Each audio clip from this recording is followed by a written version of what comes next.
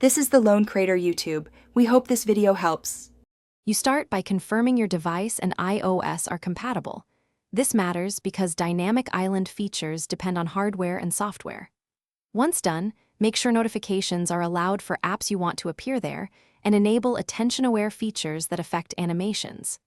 Next, open the app you'll test and trigger a background activity, call, timer, or music, so you see the island respond. You'll notice live updates and interactions. These immediate checks tell you whether the island is active and reachable. You'll now practice interacting with the island so you control its behavior. First, launch a media app and begin playback. Then open Maps and start navigation to see how multiple activities merge. Next, long press the island to expand its view and choose quick actions. Tap to resume, swipe to dismiss, or hold for more controls, because these gestures are how you manage tasks without opening full apps. Make sure to observe timing and animation cues, as they indicate priorities and which app will take focal control. To finish, confirm your preferred apps consistently show expected controls in the island and test closing and reopening them to verify state persistence.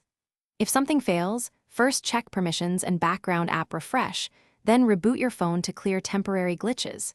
If the problem persists, remove and reinstall the problematic app. This often restores correct notification payloads. One troubleshooting tip: if the island doesn't update, toggle notifications off and on for that app and run a quick background task to force a new state. Thanks for watching. Consider subscribing if we helped you.